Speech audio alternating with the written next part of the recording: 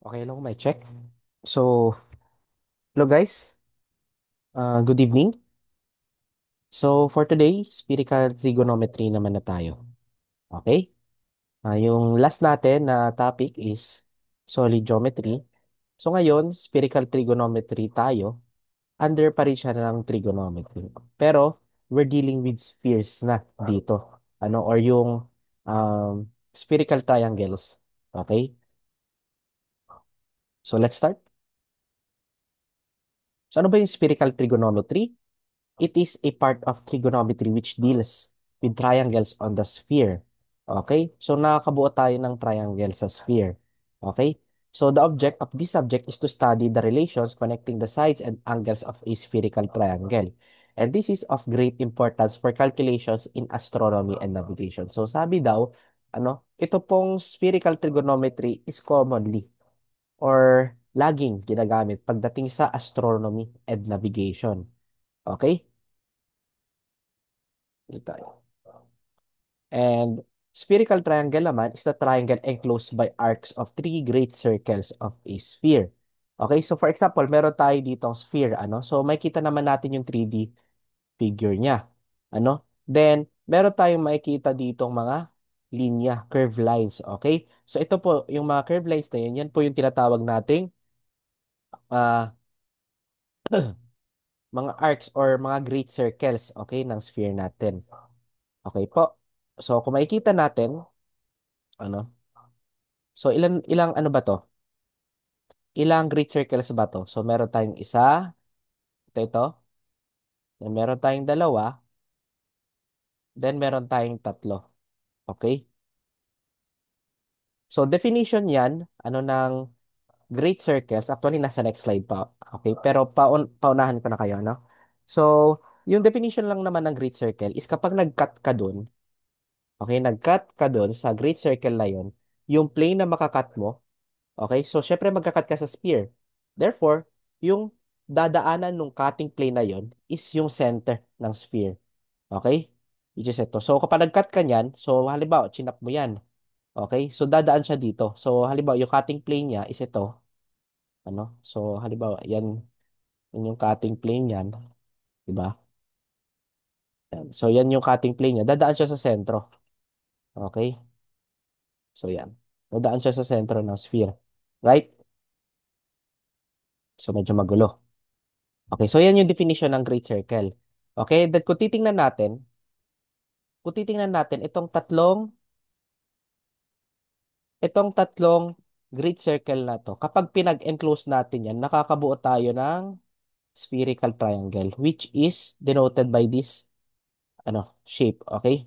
Ito. Yan nakapula. Yan. Kung titingnan natin, parang naka-shape siyang, nakahugis siya ng triangle, di ba? Pero, naka-curve siya. Right? Meron din siyang three sides, then meron din siyang tatlong angles. Okay, ito yung interior angle niya. Okay, then meron din tayong tatlong side. Ito, then ito. Okay po, so malinaw yan sa inyo. Next. So great circle, circle on the surface of a sphere, and whose plane passes through the center of the sphere. So, ano pala guys, pagdating sa spherical triangle, okay, so yung mabubuo nating sides, sa surface lang siya ng sphere. Okay? Sa surface po yan ng sphere, yung mga sides and yung mga angles natin dyan. Okay po? Then yung small circle, it is a circle constructed by a plane crossing the sphere, not in its center. So ano example yan? Halimbawa, kapag nag-cut tayo dito or kapag gumawa tayo ng maliit na circle dyan. Okay? So kapag parang yan yung broken line niya. Okay? So hindi siya dadaan sa center. Unlike dito sa tatlo na to. Okay? So ito, small circle lang siya. Okay? So, halimbawa, an example yan. Ikaw tayo ng parang sphere. Okay? So, halimbawa, ito yung Earth. Okay? So, Earth is a sphere naman, di ba? And ito yung equator. Okay? So, yung equator niya, so yung example yan, yung equator natin is a great circle. Bakit? Kasi, kapag nag-cut tayo dun sa plane ng equator, dadaan siya sa sentro ng Earth's sphere natin, yung Earth center. Okay, so dadaan siya sa sentro ng Earth. Okay, then yung mga latitude niya dito, okay, yung mga ibang latitudes natin, pataas yan. Okay, so yan po, mga small circles na yan. Okay, and how about sa mga longitude? So yung longitude natin, okay, parang ganito, di ba siya? Ganyan, ganyan, ganyan. So yung mga longitudes po natin, lahat ng longitudes natin are all great circles. Okay, wala po diyang small circle pagdating sa longitude. Yung latitude lang. Okay po. So meron tayo 'di ba sa latitude natin, meron tayong tinatawag na Tropic of Cancer, Tropic of Capricorn. So mga small circles po 'yun. 'Yun yung example. Okay? Next, spherical angle. It is an angle formed by the intersection of two great circles. So example niyan, ito dito sa figure natin. Okay, meron tayong dalawang great circles. Ito, saka ito. Okay? So ano yung intersection niyan? 'Di ba ito? And yung angle formed by the intersection ng two great circles, which is ito. Ito po yung tinatawag nating spherical angle. Okay? Next, spherical triangle. A triangle on the surface of the sphere formed by the intersection of three great circles. Okay, so meron tayong tatlong great circles, pinag-intersect natin yan. Okay, so meron tayong tatlong vertices dyan. So nakabuo tayo ng spherical triangle and ito yung surface niya. Okay, yan po. Okay, so ganito siya. Okay, so meron tayong side A, B, C. Yan po yung pagkaka-label natin sa sides, okay? So, parang same lang siya sa triangle, di ba? Ba't ko makasulat? Yan, C. Tapos, meron tayong mga angle dyan, angle B, angle C, capital C, then angle A. Hindi na kasi makasulat eh. Naharangan nung, ano natin. Wait lang.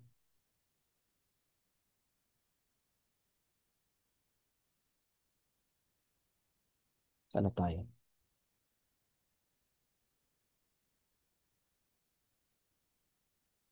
Okay na. Okay, so, yun yung spherical triangle, ano? So, ito.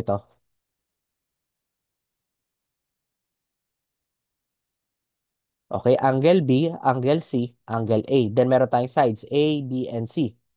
Okay po. The next, we have polar distance. It is a least distance on a sphere from a point on the circle to its pole.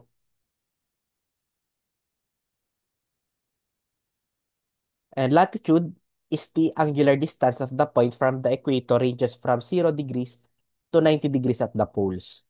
And longitude naman is the angular distance between the prime meridian and the meridian through the point ranges from the prime meridian to 180 degrees eastward and negative 180 degrees westward.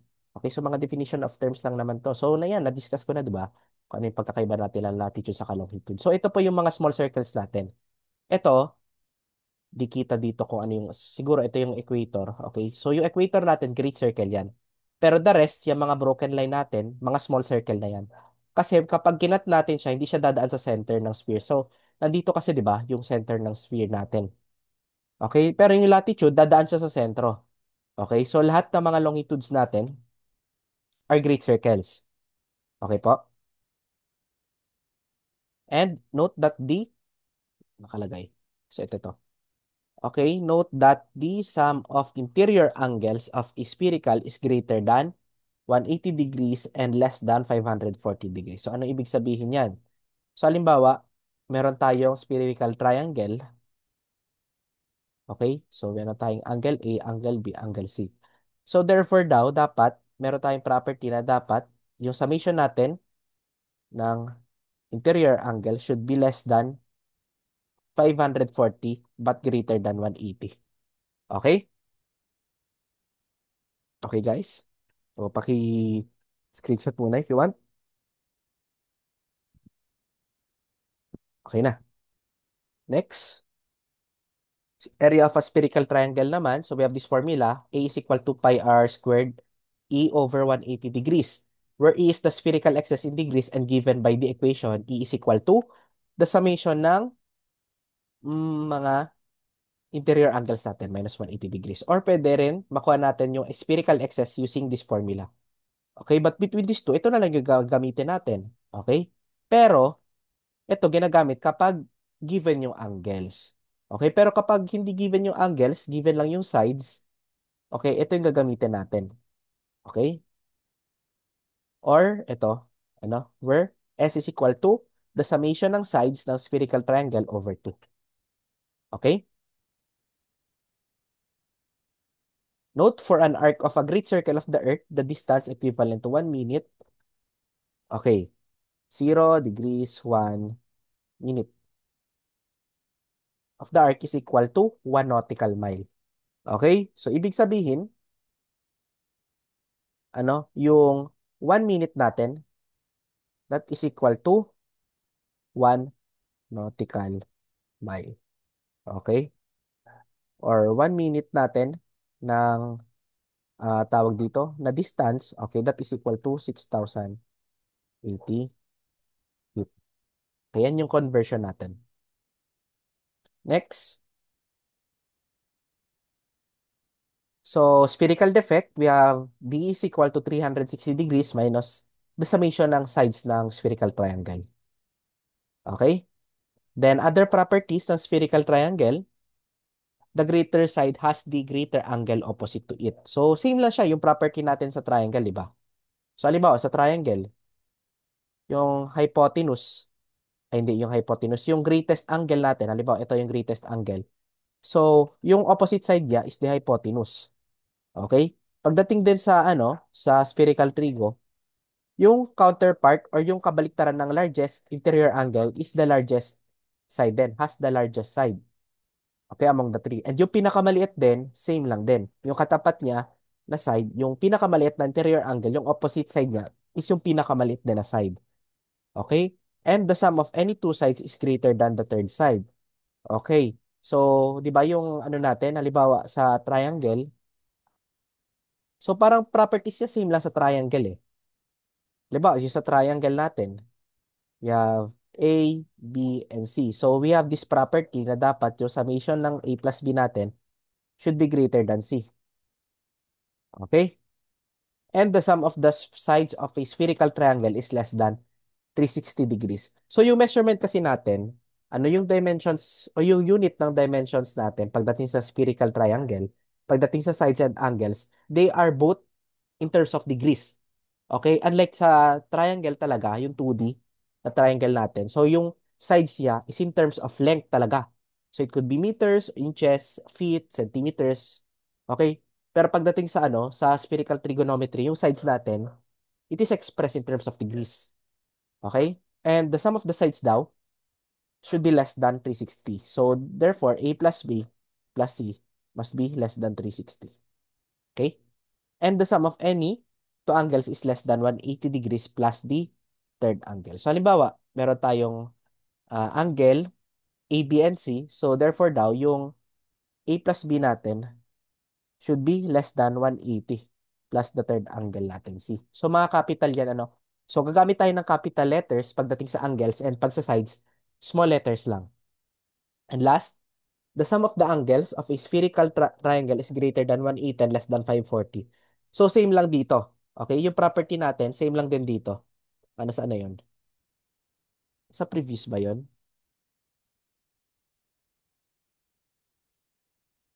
Sa previous. Ito.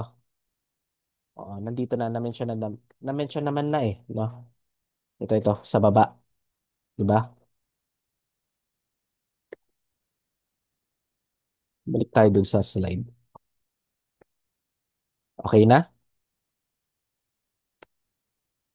So, yan. Right spherical triangle. So, kung sa plane geometry, meron tayong right triangle. Ano, pagdating sa spherical trigonometry, meron din tayong tinatawag na right spherical triangle. Okay? So, ang ginagamit natin dyan sa pag-solve, okay, ng right spherical triangle. So, halimbawa, meron tayo dito spherical triangle. I-convert natin siya into Napier circle. Okay, so ano ibig sabihin ng right spherical triangle? So, yung isang interior angle niyan, ano ng spherical triangle natin is equal to 90 degrees. So, alin dito yung 90 degrees? Ito po, itong angle C natin. Okay?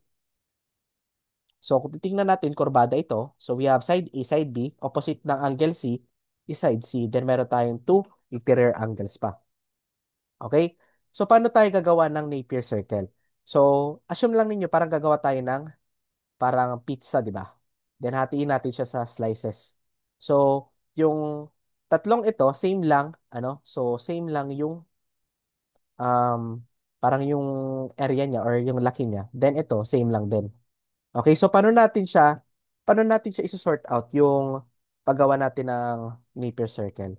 So, yung C, yung angle na merong 90 degrees, so ilalagay natin siya dito. Okay? So, ano yung mga adjacent sides? Next, determine natin yung adjacent sides ng 90-degree angle na yon, which is itong capital C. So, ano yung katabing sides siya? So, we have A and B. So, ilalagay mo dyan dito. Okay? Then, next, okay? So, gagawin natin, ano pa yung mga katabi niya? Okay, so we have ito A, katabi niya is B. Okay, then ito C, 'di ba? Katabi ng BC, then last is A. So same lang yung paka-ano niya, no? Yung paka-arrange niya. Okay, so we have CAB, CAB. So ito C, so hidden lang siya, nakatago lang siya, no? CAB, CAB. Okay, then next, gawa tayo ng dividing line. Okay, ito, then ito. Then okay na tayo sa neighbor circle. Then, isa pa, ano, yung katabi ng 90-degree angle natin, hindi tayo maglalagay ng ko. Okay? So, yung mga hindi katabi or yung mga hindi adjacent sa 90-degree angle, saka tayo maglalagay ng ko. So, ano ba yung mga hindi adjacent dito sa 90-degree angle C natin? So, we have angle B, side C, and angle A. So, maglalagay tayo ng ko dyan. Okay? So, ano ba yung ko? So, yung ko, gagamitin natin yan sa Napier's circle. Okay? Yung mga relationship natin. So, ano ba yung Napier circle? So, Napier circle indicates the sides and the angle of the triangle in consecutive order, not including the right angle. Okay? So, as I said earlier, nakatago lang to. Hindi natin sinali sa circle mismo yung right angle. So, we have this, relationship. So, we have sine CoA. I-convert natin yan, that is equal to cosine A. Then yung cos CoA natin is equal to sine A. Then tangent ng CoA natin is equal to cotangent A. Next. So ayan. So we have Napier's rule. May dalawa tayong klase ng Napier's rule. So we have the first sintaad. So sin, sine, then ito, tangent, then ito, adjacent. Okay? So the sine of any middle part is equal to the product of the cosines of the opposite part. So ano ibig sabihin yan? So meron ba tayong example dito? Wala. Okay, dito. So, halimbawa, pili tayo ng any side or angle dito. So, halimbawa, pinili natin itong A. Okay? So, if we're using Sintaad rule, okay, the sine of any middle part. So, ito, gagawin nating middle part. So, we have sine daw ng middle part, which is A. That is equal to the product ng cosines of opposite parts. That is equal to the product ng cosines. Okay. So, at lang. Wait lang po. Okay, mali yung pakaano natin. Ito. Ay, sin kaya natin. Wait lang ha. Ito sin co-op. Kasi cosines to eh. Then ito, sintaan.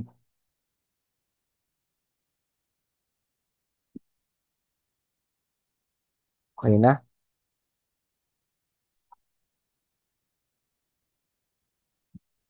Okay, so sin co-op, then sintaad. So, halimbawa, pinili natin yung A. So, for sin co-op, anong ibig sabihin yan?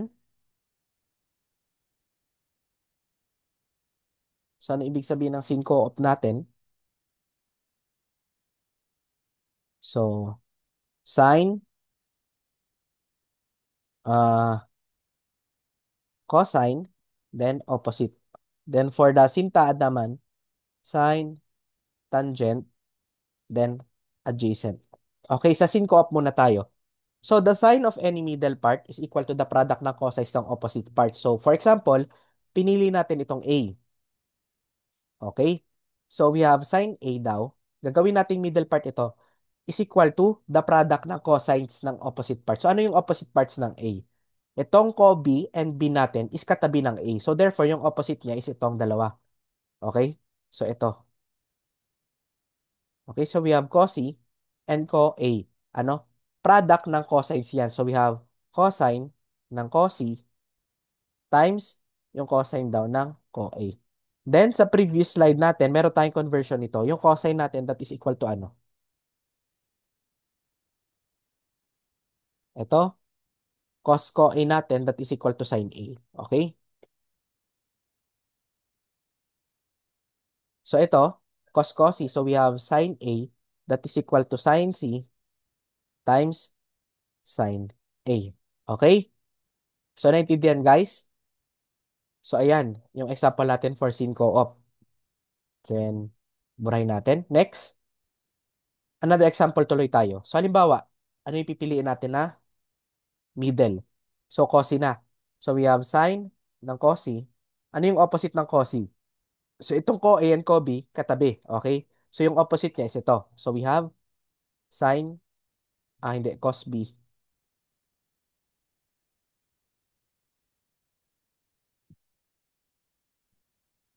Cos A. Okay? So, kung titingnan natin, meron tayong conversion ng sin cosine natin. That is equal to cosine C. Okay? That is equal to cosine B, cosine A. Check natin kung tama. Sin co A natin, cos A. Okay. So, ito. Okay? Then, okay na tayo sa sin co-op. Next, sin taad naman. So, the sine of any middle part is equal to the product ng tangent of adjacent part. So, ano example niyan? So, halimbawa, yung pipiliin naman natin na middle part is B. Okay? So, using sin taad rule, the sine of any middle part is equal to the product ng adjacent. So, we have sin B that is equal to product ng tangent ng adjacent part. So, anong katabi ng B? So, we have co-A and A. Diba? So, ito na, yung katabi niya. Hindi na siya yung opposite. Ito, for opposite to. Okay? Then, ito naman for adjacent. So, we have sin B is equal to tangent co-A times the tangent ng A. Then, ano yung conversion natin ng co-A? Tangent co-A, that is equal to sin B is equal to cotangent ng A times tangent A. Okay? So, ayan. The next, another example. So, halimbawa, pinili na natin is yung cosi natin. Okay? So, we have sin cosi. Ano yung katabi na sin cosi? We have tan, tangent ng co-A times, ito yung katabi niya, no? Tangent ng co-B. Okay? So, sin cosi, we have cosine C that is equal to cotangent A times cotangent B. Okay? So, yan. Okay na tayo sa spherical triangle, guys. Right spherical triangle, ano yung Napier's rule. Next. So, important rules in a right spherical triangle, an oblique angle and the side opposite are of the same quadrant. So, mga ano lang to? Mga rules lang to. When the hypotenuse of a right spherical triangle is less than 90 degrees, the two legs are of the same quadrant and conversely. Okay, so, ano na, tuloy natin. Explain ko tuloy. So, ayan. So, halimbawa, meron tayong right spherical triangle, ano?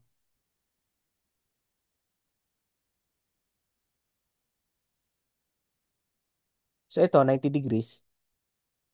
Okay? Then, yung remaining dalawa, ano? So, hindi yan equal to 90 degrees. So, anything na angle which is or which has the degree which is not equal to 90 degrees, oblique po yung tawag dyan. Ano? Kapag hindi siya equal to 90 degrees, automatically oblique po yan. Oblique angle yung tawag dyan. Okay? So, for example, ito, yung angle C natin, okay? That is equal to 54 degrees. Okay. So, ibig sabihin daw, yung side opposite diyan, ano, which is ito, C. Okay? Should be of the same quadrant. So, ano ibig sabihin ng quadrant? Okay, kung matatandaan natin sa Cartesian plane, meron tayong quadrant 1, quadrant 2, quadrant 3, then quadrant 4. Okay, sa quadrant 1, yung degree po natin dyan, 0 to 90 degrees. Okay, sa quadrant 2, 90 to 180. Then ito, 180 to 270. Then sa 4 naman, we have 270 to 360. Okay? So, ang ibig sabihin lang naman dyan, kapag yung C natin is nasa first quadrant, so therefore, yung mako-compute natin na C, yung side niya, is of the same quadrant then, should be between 0 to 90 degrees. So, for example, sabihin natin 60 degrees ito. Okay? So, ayan. It satisfies then yung principles or properties natin sa ah, spherical triangle kanina. Ano na yung opposite nung largest angle natin, interior angle, yung opposite side niya as the largest side din. Okay? So, kung halimbawa ito, maliit lang ang value niya. So, therefore, yung opposite side niya din is maliit lang din yung value. Okay? So, ayan. Next. When the hypotenuse of a right spherical triangle is less than 90 degrees, the two legs are of the same quadrant and conversely. Okay? So, analyze natin. So, kapag yung spherical, yung hypotenuse daw ng right spherical triangle natin, okay? So, halimbawa, yung hypotenuse dito, okay, sabihin natin 80 degrees. Okay? So, ibig sabihin, yung two legs, for halimbawa, yung two legs natin is uh, 120 degrees. Okay? So, therefore, yung another spherical triangle natin, okay, ay yung another side ng spherical triangle natin should be same quadrant lang din dito. Okay? So, kung 120 degrees ito, so nasa quadrant 2 ito, therefore, itong isang side, yung remaining side natin is nasa quadrant 2 din. Okay? So, sabihin natin nasa 160 degrees, ganyan. Okay po? The next, when the hypotenuse of a right spherical triangle is greater than 90 degrees, one leg is of the first quadrant and the other of the second and conversely. Okay? So kapag greater than 90 degrees daw, halimbawa ito nasa 110 degrees, okay? So yung one leg daw natin is of the first quadrant. Okay? So sabihin natin ito, quadrant 2, okay? So yung isa daw natin na is nasa first quadrant, sabihin natin 80 degrees. Then yung other leg daw is 130 degrees. Same dito. Okay? Okay po? So, ano ibig sabihin? So, sa isang spherical triangle, yung isa po daw dyan is nasa quadrant 1 lang. And yung remaining na sides is nasa quadrant 2. Okay? Next. Okay na? So, quadrantal spherical triangle. So, it is a spherical triangle having a side equal to 90 degrees. Okay? So, kapag yung isang side natin is equal to 90 degrees, quadrantal na siya. Okay? Then, by rectangular naman kapag two right angles tayo. Okay? So, example yan. So, halimbawa, kapag yung B natin, equal din yan sa 90 degrees. Okay? Then, we have tri-rectangular naman kapag three right angles siya. Okay? Okay, may mali tayo dito. Itong bi-rectangular, okay? For interior angles yan. Kung halimbawa, ito 90 degrees, then ito 90 degrees din. Okay? Yan yung bi-rectangular. And yung tri-rectangular, kapag yung tatlong interior angles natin, that is equal to 180 degrees. Okay? Then oblique, kapag wala tayong angles that is equal to right angle. Okay? So, wala dito sa A, B, and C equal to 90 degrees. Okay? So, halimbawa, ito, A natin is an oblique 1, yung C natin is an oblique, then yung angle B natin is also an oblique. So, wala sa kanila, ano, has an angle that is equal to 90 degrees. So, therefore, oblique po yung classification natin doon sa spherical triangle na yun. Okay? The next, spherical triangle. So, kapag oblique, yung spherical triangle natin, meron tayong ginagamit na formulas. Okay? So, same lang yung ginagamit natin sa triangles natin. So, we have law of sines. Yung sine A, katapat nito is yung angle A. Yung side A natin. So we have sin A over sin A, capital A is equal to the ratio ng sine ng side B over ng sine ng angle B. Then same din sa C. Okay, then for the law of cosines, meron tayong dalawa, for sides and for angles. So for sides, ito yung formula natin.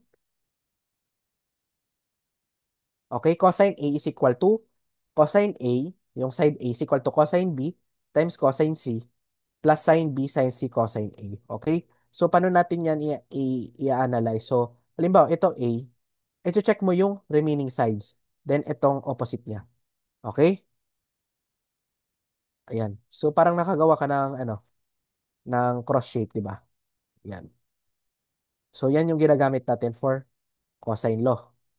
Okay? Then, halimbawa, kung ano naman, kung itong side B naman, so, ito yung consider mo.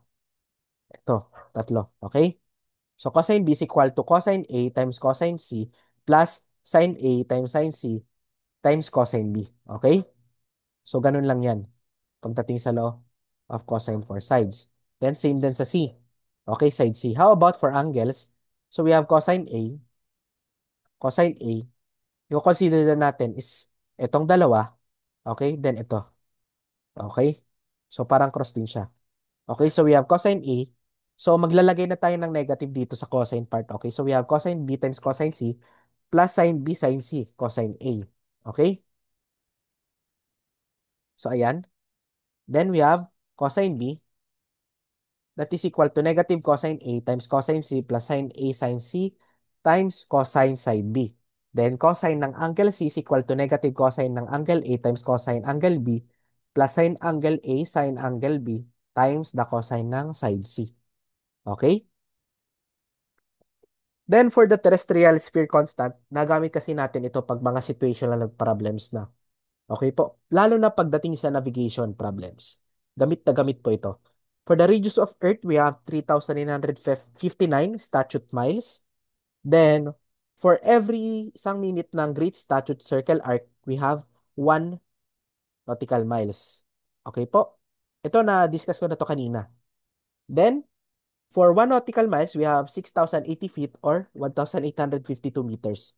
Then for 1 statute mile, we have 5,280 feet or equal din siya sa 1,760 yards. And for 1 statute miles, that is also equal to 8 furlongs or 80 chains.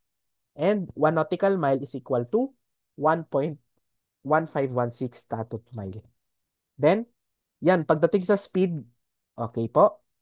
So ito, for speed ito, okay, 1 knot is equal to 1 nautical mile per hour. So let's try to solve some problems na. Problem 1 is spherical triangle ABC has an angle C is equal to 90 degrees and meron daw siyang sides A is equal to 50 degrees and C is equal to 80 degrees. Find the value of B in degrees. So meron tayong given na dalawang sides and isang angle. So meron tayong same ano dito, magka-opposite. Okay po. Anong gagamitin natin dito? Draw natin. So meron tayong angle A, angle B, and angle C. Then meron tayong dalawang given na sides A and C. And kung titingnan natin, ano yung sipo natin is 90 degrees. Therefore, it is a right spherical triangle. Okay, kapag yung isang interior angle natin is 90 degrees, automatic po yan na right spherical triangle siya. Okay, anong gagawin natin? Tatanggalin natin tong C, itatago natin dito. Okay? So, ano yung katabi ng C? We have A and B. Ito. Then, yung mga co natin dyan is yung nasa opposite nitong C. Okay? Yung hindi adjacent sa angle C natin. We have co B, co C, and co A. Next, using Napier's rule, pwede natin makuha yung value ng B. Okay? Ano ba yung mga given? So, we have A and C. A and C. And para makuha natin,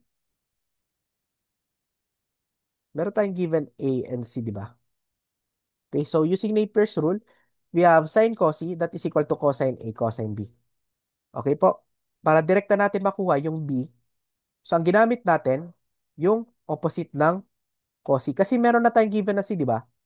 80. Then meron tayong A, 50. Okay, i-relate natin yun sa B para makuha natin yung value ng B in degrees. Okay po? So, paano natin marirelate? Kung titingnan natin, yung opposite ng cos is A and B. So, therefore, we use sin co-op or sin co-op. Okay? Ito yung middle part natin. Yung opposite niya, we have A and B. So, alam naman natin yung sin cos conversion natin yan, that is equal to cosine C. So, ayan. Substitute na lang natin yung mga values. We have 80 is equal to cosine 50 cosine B. Solving for B, we have 74.33 degrees. And yan yung answer natin for number 1, problem 1. Next, problem 2. Solve the angle A in the spherical triangle ABC given these following values. Yung side A natin, that is equal to 106 degrees, 25 minutes. C is equal to 42 degrees, 16 minutes. B is equal to 114 degrees, 53 minutes. So, solution. So, meron tayo ditong angle A, B, and C. Then, meron tayong side A, B, and C. Kung titingnan natin, so, wala tayong nakita na di ba? Ano ba tawag dito? Wala tayong nakita na right angle or 90 degrees. So, therefore, assume natin na oblique spherical triangle ito. So, using law of cosines for sides, bakit? Ano yung given natin? A, C, and B. Okay, pwede natin makuha itong B na to. Okay? Parang cross lang. So, given ito. So, itong kunin natin. Okay, di ba? So, we have law of cosines for sides. So, we have cosine B is equal to cosine A times cosine C plus sine A times sine C cosine B. So, we have cosine B is equal to, substitute natin yung mga values. Okay? So, masosolve natin yung value natin sa B. Right? Pero hindi yan yung hinanap dito. Okay? Meron na tayong value ng side ng B. Next na gagawin natin, pwede na tayong gumamit ng signs. Okay? Bakit? Kasi meron na tayong ito. Then yung hinanap is ito. Meron tayo nito. Okay? Magka-same na to. Ano opposite to? So, using the ratio, pwede natin makuha yung angle A. So, we have sine A over sine A is equal to sine small b times sine large B. Substitute natin yung mga values, then solve for A. We have 82 degrees, 54 minutes. So, in case may magtanong sa inyo guys, paano nyo i-input ito? Itong minutes na to. Okay? Sa calculator. So, kung makikita ninyo, okay, input ninyo, halimbawa, nag-input kayo 82 degrees. Okay? Paano natin i-input yung degree sa calculator? So, kung may makikita nyo dyan, sa Canon calculator natin, yung katabi ng, so, may makikita kayong hyperbolic, sine, then cosine. Yung katabi na button yan, so, tigi-isang button yan, di ba? So, yung katabi niyan, meron kayong makikita ganito. Okay? Ito po yung pipindutin nyo yan. So, we have 82. Pindutin nyo ito. So, may lalabas dyan na degrees. Okay? Then, 54. Ganon. Okay, then pindutin nyo pa ulit. So, malalabas yan. So, naka-degrees lang siya, pero ito, naka-minutes na siya.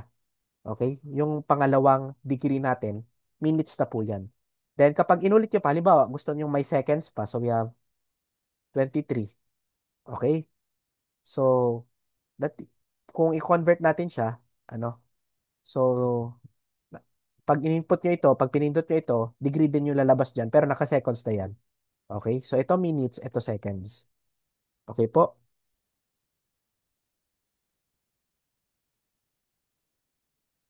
Okay? Then, how about kung i-convert natin yung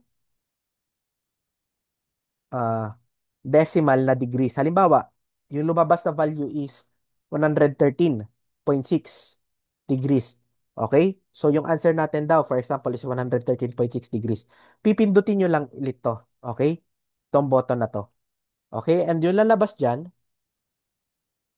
yung corresponding conversion niya into degree, minutes, and seconds. So, ang lalabas dyan, 113 degrees, 36 minutes, and 0 seconds. Okay? So, ganun yun. So, ayan. Next tayo. Problem 3. A spherical triangle has an area of 327.25 square kilometer. What is the radius of the sphere if the spherical axis is 30 degrees? So, madali-dali lang ito. Area ng spherical triangle, kung alam naman natin, that is equal to pi r squared e over 180 degrees, where e is the spherical axis. So, given naman tayo ng spherical axis, meron tayong area, direct substitution lang, solve for r, 25 kilometer. Okay po? Next, problem 4. So, meron tayong triangles dito, ano? Yung mga parts daw, we have A is equal to B, 64 degrees, 37 minutes. Then, yung B naman natin, yung side B natin, that is equal to 81 degrees, 14 minutes. So, ang hanapin natin dyan, okay, yung mga parts niya. So, we have side A, meron na tayong B eh. So, yung angle C, then yung side C. Okay, itong tatlo na to, hanapin natin. So, paano natin isosolve? So, gawa tayo ng spherical triangle, ABC, ABC. So, ayan. Hanapin muna natin yung A. Meron tayong A and B, di ba? Then, meron tayong B. Okay. Paano to? Meron tayong given na dalawa. Ito, using cosine law, pwede natin makuha ito. Right? So, paano ba yan? Sin A over sin A, ratio lang yan. Solve for A. Direct substitution lang to guys. Ano? A is equal to sin 81 degrees, 40 minutes. Ano pa yung na-notice nyo? Yung side A natin equal to sin B kasi magkasame lang yung angle natin, interior angle. Okay po? Next, solve for angle C and side C. Paano ba yan? Find C natin. At kung titingnan natin, ano, pwede ba tayong gumamit ng law of cosines, law of sine? For example, ito. Hanapin natin yung capital C. Okay, if we're about to use law of cosines, ano, hindi tayo makakapaggamit ng law of sine dito kasi kulang ito. Wala tayong side C. Okay po. So we have, alin ba? Law of cosine. So we have uh, cosine ng, example ito, cosine B is equal, ano yung ano niya? Negative cosine C, cosine A, plus sine C, sine A, cosine B. Okay? Meron na tayong B, A and B. Pero ano yung C natin? And kung titingnan na natin, medyo mahirap siya. 'Di ba? Komplikado ito i-solve. Okay po. May negative cosine ka na, may sine ka pa. Ano? Paano natin yan isosolve? So, paano natin yan isosolve, guys? Para may solve natin, try natin hatiin to sa dalawa. Okay, ito spherical triangle na to. Hatiin natin siya into two equal parts. Okay po. So, ito hinatiin natin siya sa two equal. So, mangyari, pag hinati ito, mahati itong C natin, that is equal to C over 2, then C over 2. Okay, then ito naman sa taas, itong angle C natin, okay? So yung theta natin magiging C over 2, then ito, capital C over 2 din. Okay po? Then ano pa yung makikita natin dito? Since nag-cut tayo dito, therefore, ito magiging 90-degree angle po yan. Okay? Then next, consider natin itong part na to. Okay? So itong kalahati lang. Okay? So makikita ninyo, sisinatin natin yan, may tatlong sides din siya. So therefore, spherical triangle din ito. Then i-redraw natin. Yan. So we have A, B, capital C over 2. Then, tawagin nating X itong part na to. Okay? Then next we have 90. 90 kasi ito, di ba? Okay? Then C over 2. So, since may 90 tayo dito, makakagawa tayo ng Napier circle. Okay? Ito yung 90 natin. Ano yung katabi ng 90? So, we have X and C over 2. Okay?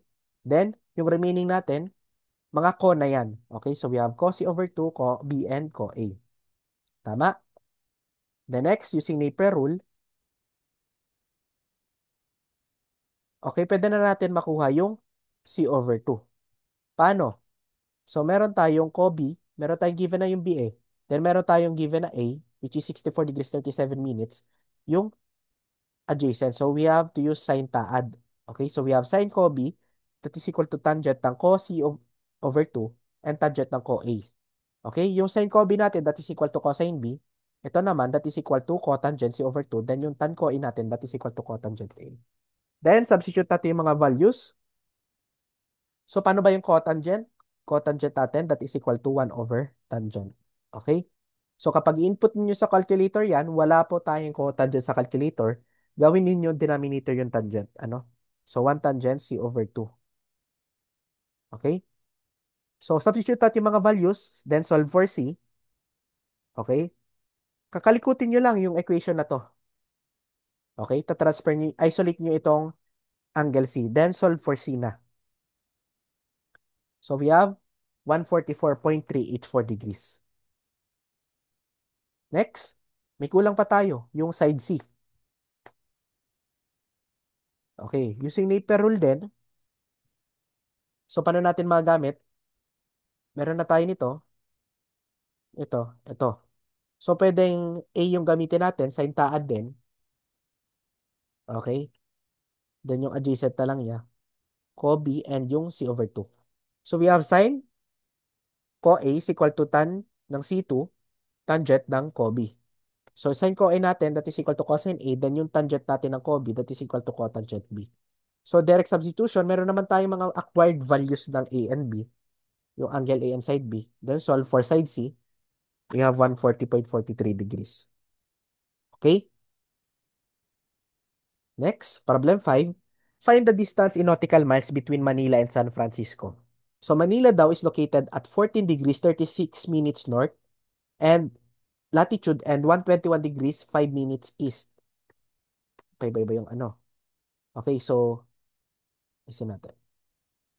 San Francisco is located at 37 degrees 48 minutes north latitude and 122 degrees 24 minutes west latitude. So, paano natin ito isa-solve? Mga terrestrial sphere na to, mga real-life applications. Okay, gawa tayo ng sphere. Assume natin, Earth ito. Okay, so meron tayong location ng, so gawa tayo ng great circle. Okay po, so assume natin ito, 0 degrees ito, then ito, 0 degrees. Then, ito yung north, south, west, and east. Okay? So, yung Manila daw is located at 14 degrees 36 minutes north latitude. So, paano ba yan? So, north, aakyat tayo galing dito sa 0 degrees by how much? 14 degrees 36 minutes north. Then, sa latitude naman, so starting dito, okay, mag-move tayo to the east. Okay, by how much? 121 degrees, 5 minutes. So, yan po, yung ano niya. So, yan yung taas niya. Distance niya, we have 14 degrees, 36 minutes north and 121 degrees, 5 minutes east. Then, for the San Francisco naman, so ito, yung location niya, we have 37 degrees, 48 minutes north latitude. So, galing dito, okay, aakyat tayo by how much? 37 degrees, 48 minutes north. Then, to the west naman, 122 degrees, 24 minutes west. Okay po? So, paano yan? Paano natin yan isosolve yung distance in nautical miles? So, ang hinanap dyan na distance is ito. Okay? Itong distance na to. So, paano ba yan? Para makuha yan, okay? So, ayan, gagawa tayo ng spherical triangle. Okay po? So, paano natin yan magagawa? Titingnan natin ito. Ano? So, kinonect natin dito. Okay po. So, kung titingnan natin, burahin ko ito. Okay? So, kapag galing tayo dito sa pinakatuktok, ano, sa North Pole, for example, hanggang dito, okay? So, yung value po niyan, that is equal to 90 degrees. Okay? Same lang din yan hanggang dito. Okay? That is equal to 90 degrees. So, paano natin makuha ito? So, we have 90 degrees minus yung degrees ng San Francisco from the equator. How much? 37 degrees 48 minutes north. Okay po. Then same din dito sa side na to.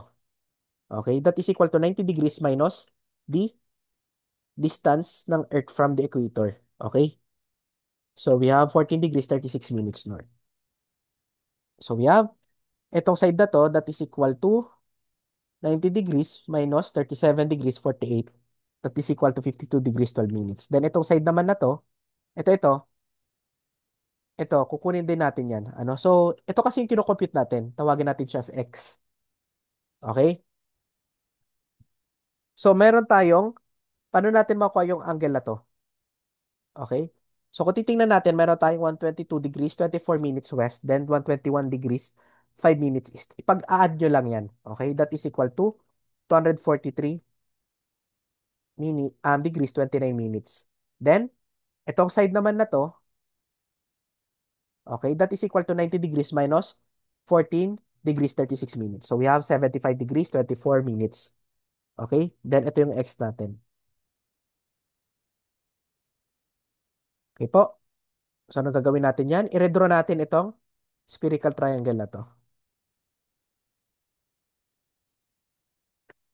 Okay na. So, kung titingnan natin, okay, x, then parang tayo nakagawa ng cross. So, therefore, use cosine law para makuha natin yung value ng x. Okay, cosine x is equal to cosine nito times cosine nito plus sine nito times sine nito times cosine nito. Okay? So, we have x is equal to 100.77 degrees. Pero, dapat naka-nautical mile siya. So, using conversion factor, for every 1 degree, we have 60 minutes, di ba? Then, for every 1 minute, we have 1 nautical miles. Tama? Then, plus 0.77, iniwalay natin yung decimal sa whole number, ano? Then, ipag-add natin para makuha natin yung distance in nautical miles ng Manila and San Francisco. Okay, so we have x is equal to 6,046.2 nautical miles. And then po yung answer natin for problem 5. Next, problem 6. Calculate the area of the spherical triangle whose radius is 20 meters and whose angles are, meron tayong mga given na interior angles ng spherical triangle. Solution, so let A is equal to 60, B is equal to 80 degrees, C is equal to 104 degrees. So, area, compute daw yung area is equal to pi r squared, E over 180 degrees. So, paano natin makuha yung area? Meron tayong given na radius, di ba? Pero yung spherical axis natin, wala. And makuha natin yung spherical axis, meron naman tayong given na interior angles. So, ipag-add natin yan, then subtract 180. So, we have 64 degrees. Then, substitute natin dito. Yung nakuha natin spherical axis. And then yung answer natin for problem 6. Okay po? Next, problem 7. So, the Philippine Pacific Plane on one of its trips is to fly from Manila. So, ito yung ano niya, 14 degrees, 36 minutes north, then 120 degrees, 59 minutes east to Moscow. So, ito yung latitude and longitude niya. And the plane flies at an average speed of 252 nautical miles per hour. Determine the distance between Manila and Moscow. So, draw natin yung sphere ng Earth, then yung latitude and longitude niya. Okay? The next, ang hinanap dyan is yung distance between Manila and Moscow, which is ito. So, same process lang siya before, okay? So, copy natin yan. Hindi siya dito. Ano? So, nandito pala yan. Correction lang, guys. Ano? So, hindi siya west, east to. So, galing dito to east siya. Ano? Ito wrong ito. Mali yung ano natin ng location ng Moscow. Ito yung tama. Ano? So, ayan. So, para makuha natin ito, that is equal to 90 degrees, 55 degrees, 45 minutes. Binawasan natin ito. Ano? So, ito kasi, 55 degrees, 45 minutes. Okay? Then ito, wait lang, wait lang. So, makagawa ta kasi tayo ng spherical triangle. So, ang hinanap natin is yung distance x, which is itong part na to. Okay? Then ito naman, ano? So, ito, we have 14 degrees, 36 minutes. Okay? So, subtract natin sa 90 para makuha natin yung dimensions dito or yung haba. That is equal to 75 degrees, 23 minutes. And ito naman, that is equal to 121 degrees, 5 minutes minus 37 degrees, 37 minutes. Okay? So, that is equal to 83 degrees, 22 minutes. Okay? So, yan siya. Then, solve for x. So, may nabuo tayong spherical triangle. I-redraw natin siya. Yan. So, pwede tayong gumamit ng cosine law, di ba? So, we have cosine law. Cosine x is equal to cosine nito times cosine nito plus sine nitong dalawang sides times cosine nitong angle na to. Okay? Ito. Saan na yun? Ito palayo tayo.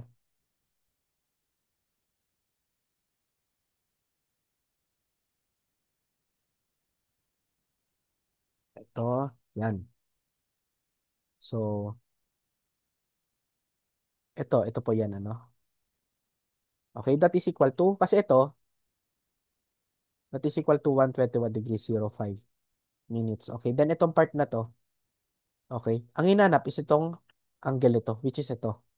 Okay, so ito naman, we have 37 degrees 37 minutes. Okay, so ayan. Yung hinanap is yung x using cosine law. Okay, so we have x is equal to 74.25 degrees. And since naka-degree siya, kailangan natin siya i-convert ito nautical miles. So ipag-iwalay natin yung whole number sa decimal. So 74 degrees times 60 minutes over 1 degree times 1 nautical mile per 1 minute plus 0.25 times 60 over 1 times 1 nautical mile per 1 minute. Okay? Solve for x, we have 4,455 nautical mile. At yan po yung answer natin for problem 7. Next, problem 8. From problem 7, determine the duration of the trip. Kung titingnan natin, meron tayong given dito na 252 nautical miles per hour. So ito, speed ito. Okay? So, paano natin makuha yung duration? Yung formula natin for the relationship between speed or velocity, distance, and time. So, we have t is equal to, uh, tama ba? Oo, d over v. Okay? So, lagay natin dito. So, t is equal to distance over v. So, meron tayong 4,455. Nakuha natin ito. Then, itong velocity, 252. Same lang yung unit yan. So, ito, nautical miles per hour. Okay? So, t is equal to 17.68 hours. And dyan nagtatapos yung topic natin for spherical trigonometry. Okay po? So, meron naman tayong binigay na tawag dito, PDF or yung handouts natin. Pagdating sa spherical trigonometry, kindly solve na lang yung practice problems doon. And that's it. Thank you sa pakikinig, guys. So, I hope marami kayong natutunan sa lecture natin. And dito nagtatapos yung first week natin. So, ayun, parami kayo natutunan sa first week lectures natin. Ano, then magkakaroon tayo ng weekly exams. Okay, so every week siya. So yung coverage natin sa weekly exams from algebra hanggang spherical trigo. Okay po, the next week, ano tayo, pisad. Okay? So ayan, thank you guys. Good evening. And ayun, thank you.